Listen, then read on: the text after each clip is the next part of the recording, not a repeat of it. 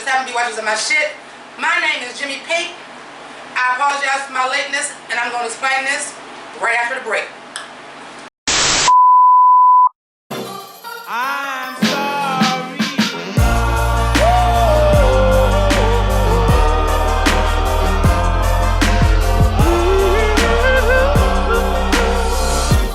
I'm sorry. So, thanks so much for joining me. I apologize, but this is kind of important that I tell you guys this because this is going to affect my videos going forward. I have found out that I have Graves' disease. That is, I also have a goiter and a heart murmur. It's fine. I should be well enough to go back to work in 4 weeks or less. But the full treatment to basically get rid of the disease, if they can, is 12 to 18 months. Basically what I'm saying is this. I'm going to do these videos whenever I goddamn feel like it, okay? Now, I know that sounds ignorant, but sometimes, not all my fans, y'all know I love my Pink Ladies, my T-Birds. Some of y'all do not watch every video, so y'all do not know what's been going on. So, I'm going to get to the videos when I can get to them. There's going to be doctor's appointments. There's going to be time just with this disease. For those of you guys who don't know, that your thyroid controls everything in your damn body. So, there are days that I'm not going to want to wake up. There are days that I'm not going to feel like getting dressed. There are days that I'm not going to be able to put on makeup because I'm just not up to it. So, today is one of them days. But I still got it engaged, and I feel like I'm in theme. I feel like I'm feeling like 90s New York right now. So, with all that being said, let's get into this. So, we start with a time jump again. We're in 1990, and when they were going to go see the funeral, and it was him and Blanca going to the funeral. Correct me if I'm wrong. Were they going to the guy that we ended last season with, that was going to help, that was happy to Pray Tell, happy to like still be with Pray Tell even though Pray Tell found out he was HIV positive? I want to say I think that was the same guy. I was like, damn. Fucked up. We find out that the unclaimed bodies in New York just get put in this thing and they got the AIDS body somewhere else. Heart-shaped rocks, all that. Alright. So we get to the time jump, and Blanca now has full-blown AIDS. We have to change your status. You are below 200 on your T-cell count. I'm going to tell y'all right now, even though I'm not part of the LGBT community, QIA community, and God bless y'all, happy pride, but because Graves' disease is an autoimmune system disease, and I had to take an HIV test because of this, I see the fucking fear. I can understand just the fucking fear of it, especially in the 80s when they were like really trying to make like it was the gay plague, and it was like really tearing down the gay community, or the queer community. I'll put it like that. So I fucking get it. But they were talking about AZT. This is at the beginning of AZT, because I know y'all want to talk about rent and oh, everybody had AZT even though they ain't had no money. Well, this is the poor black and brown people, okay? And it's a different timing, but Sandra Bullock said, like, you know, the older gay people that was down from it, the ones that had money, like the rich ones, would like come get all these meds. We don't want this to spread in our community, which I thought was dope. Also, fuck Marcus Corelli. Fuck that dude with the biggest, sickest AIDS infected dick they have. I know that's a fucked up thing to say, but if anybody deserved to get AIDS, it's the motherfucker that marked up the price of AIDS medication by 500% just to make a fucking profit. Let me get off my high horse. Okay, I'm trying to go by the notes because I didn't rewatch the episode yet. But one thing I will remember, one thing today, two for fucking certain. Come on, Ryan Murphy. I'm a Madonna stan too. But we are talking about the black and brown kids in New York. Let's not make this about motherfucking Madonna. I was so goddamn tired of hearing about Madonna and fucking Vogue. Now, I get it because she took that and ran with it. But what I will say is this. I loved,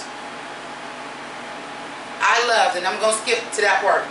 I loved when Pray Tell ran that down because, you know, we talk about cultural appropriation, we talk about it with race.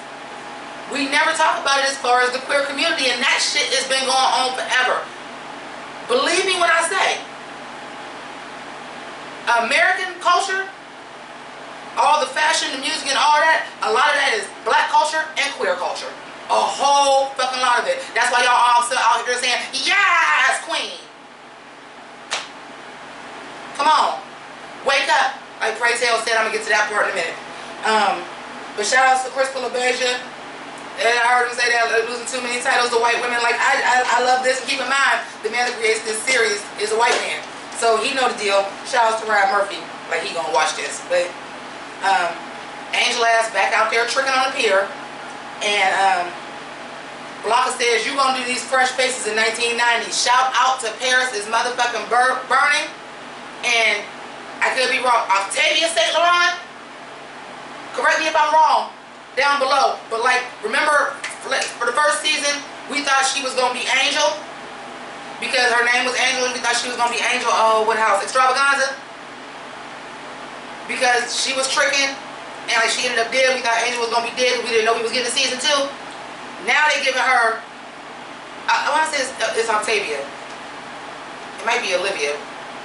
Correct me in the bottom, please. But Saint Laurent, where she wanted to like go be a model, and, you know. So, like, Ryan Murphy has seen Paris is burning. A lot. Clearly. Okay, so here go Lulu and fucking Candy ass. I don't give a shit that they are the comic relief and, like, the low-level bad guys. But I fucking love Lulu and Candy ass. When they was at that funeral talking that shit, I want my flowers before I give them. I want a head count. I want to know who loved me before I die. Give me my flowers when I'm alive. And praise the Lord.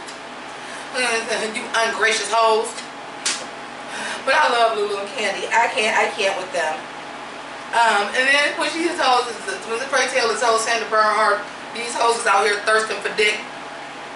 I'm like, at the funeral, you just talk shit about Lulu and Candy talking shit, and you in the funeral talking about somebody who's thirsting for dick. But y'all know Pray Tell is my guy. That's my fucking guy. Billy Porter is my fucking guy, okay? But Pray Tell, he is playing this part in Pray Tell.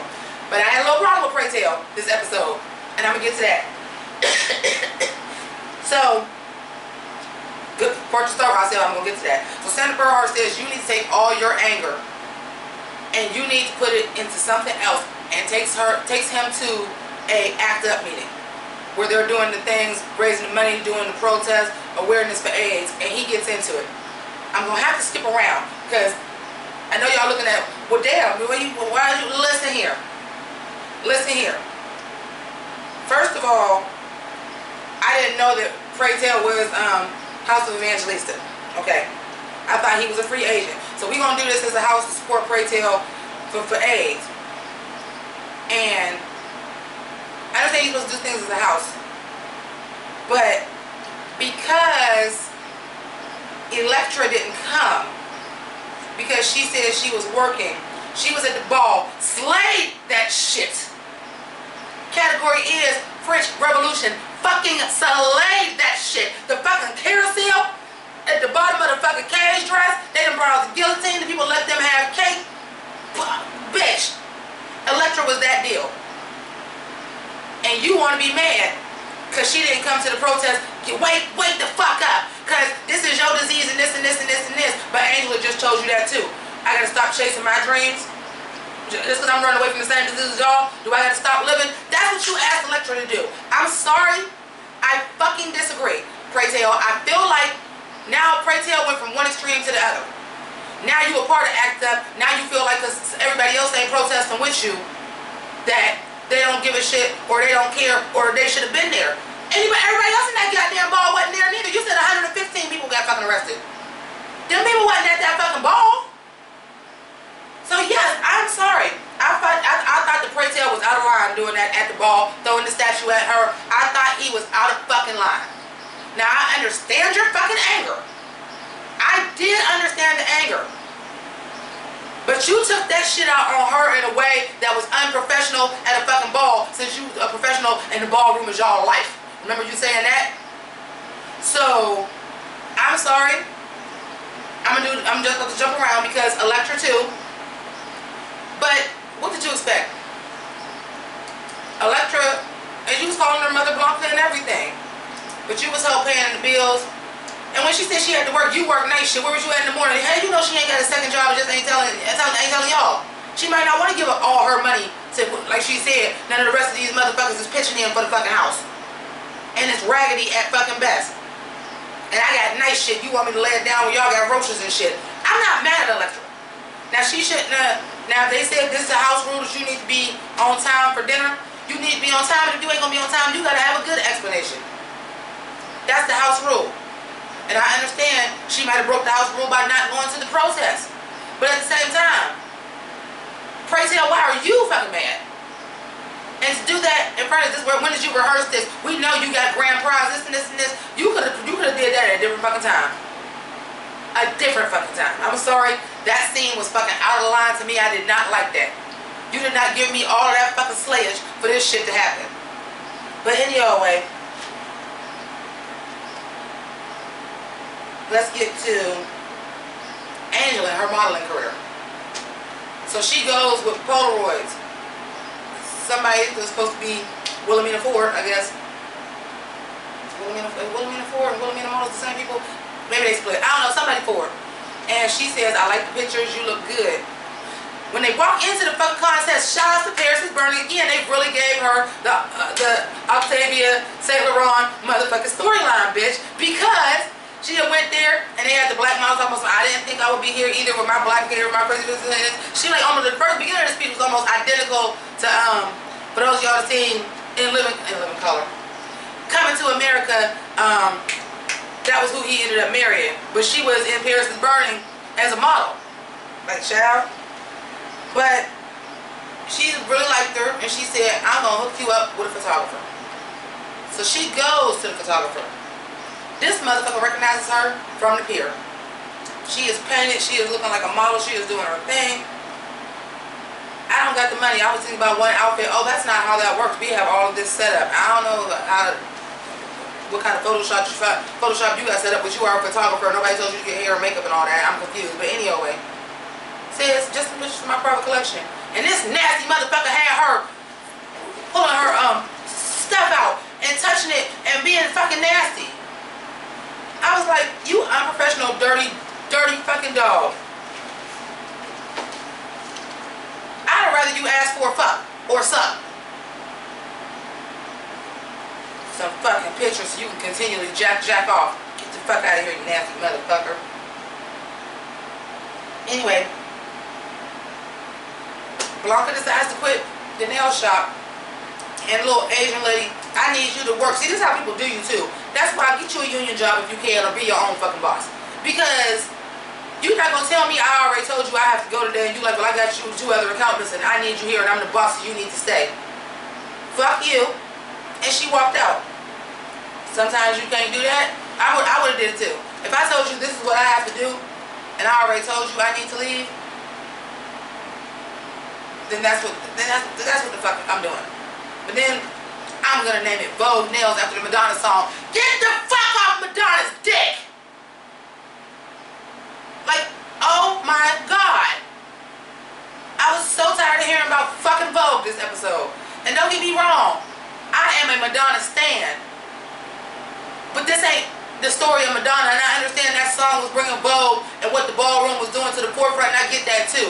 But we didn't need a whole episode about Madonna's fucking song. We did. Any other way, that protest, I'm sure that protest is probably based on a real life situation too. I just don't remember that. Like a lot of the things I'm not looking up, I remember a lot of this stuff that I'm saying, this is something that happened or this is based on this from memory, not from me rewatching it. I'm sure that was probably based on a protest that actually happened in New York City back in probably 1990. Or it's not always exactly the date, but something that happened around that time. But I was like, this is wild.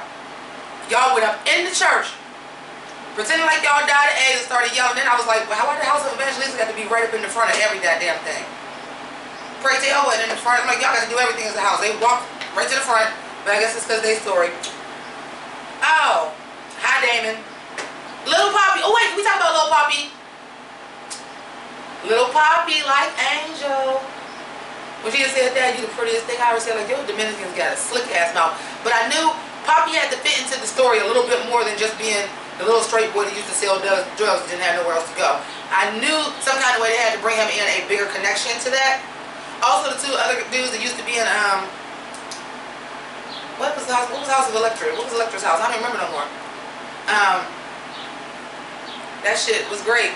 Because they still Evangelista, even though we didn't skim with that like hot 2 seconds. I don't mop. She don't sweep. She don't. That was the last time I seen them. But hi y'all. But oh my God. Why did Pray tell House of Ferocity ain't that fierce? House of Ferocity ain't that fierce? Are they still House of Ferocity? Because I thought last season Electra checked them hoes and said, I am walking for House of Evangelista. Y'all need to get on the good foot and do the same. And we come back and it's still House of Ferocity that's just them two. Well, I guess maybe not just them two, because I know Juju B is coming back for season 2. So you know she was on House of Ferocity. They had Leomi on there voguing. Maybe they'll bring her back. So I don't know. But we know at the end, Electra walked up there and said, I'm joining your house. You're welcome.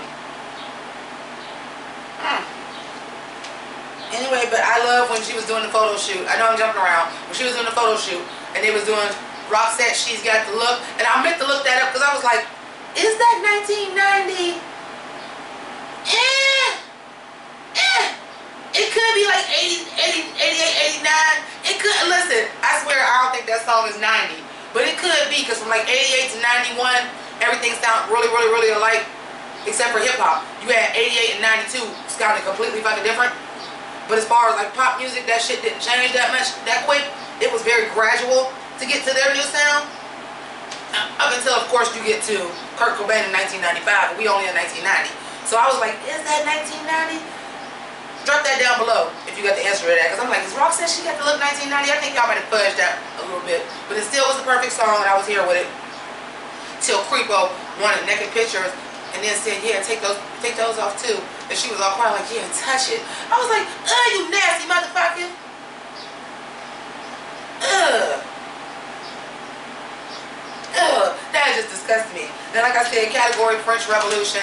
And here comes House of Ferocity, ain't that fierce? House of Ferocity, ain't that fierce? I was like, and a pitchfork, I was like, they was giving me Les Miserables realness. I mean, if they would have came in, instead of trying to be like fierce, if y'all was going to be the peasants, y'all should have went hardcore and been the peasants. Y'all should have been dirty and mucked up, but they was not feeling it. And then Electra came out. And then said, Ricky, I need you to call this because I need to go home. That pissed you off that bad? I'm sorry. I was not feeling Pray Tell in that scene at all. I'm like, I understand that you're angry about AIDS because you're going to die because you've already contracted HIV. But I know it's affecting the community, the ballroom community, the queer community, and all that. But if you would have taken that out on Electra like that, through the statue of her, and this all you fucking care about, and this all you fucking cared about until last week, sir. Give her a goddamn chance. I did not feel that. I ain't never been mad at Pray Tell. Not season 1, y'all came on season 2, and I was like, all right, Pray Tell. All right, now that was a little much. And then of course we know that Electra is gonna be our big bad, our boss level bitch again, because who else was you gonna have a bad guy outside of AIDS? Because we already know that's the real big bad of the show. But you have to have that inner tension, and Electra was the baddest bitch, so of course make her the big bad again. Let her turn on the house, go with the other little her fucking minions. House of Ferocity, and now it's going to be Electra Ferocity. I never liked that name anyway, House of Ferocity. But anyway. And that's why I said I get why Electra needs to be the big bad.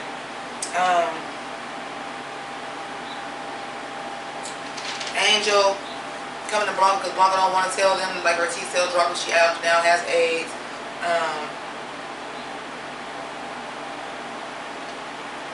Yeah, it's just like that. And like I said, but I just got mad at the end and said, but fuck Madonna, damn. That's like literally what the end of my notes say.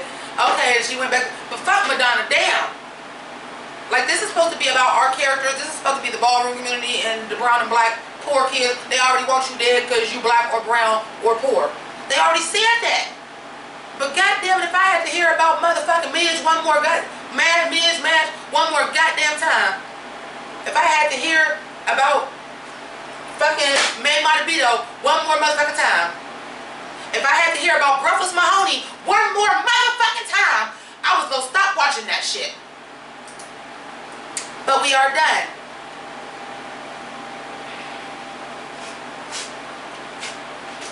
So thank you very much for watching. Thank you to people that donate to my PayPal, my Patreon. I appreciate y'all. I have not gotten a chance to update the credits because obviously I'm not having the greatest time like going back and forth editing and doing all of that. And truth be told, the template to do that is at my job. So I thought I'd be back to work by now. But I do appreciate y'all. Also, I do appreciate people that donate to my PayPal, my Patreon.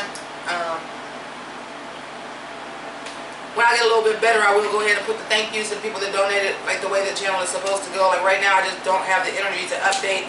It took me forever to even get the shit done for Claus because I'm like, I didn't even do the layover or anything yet and all that shit. But yeah, I'm keep on pushing. I didn't realize I was gonna be on sick leave this long, and I've kind of exhausted my money. But I'm trying to rectify that.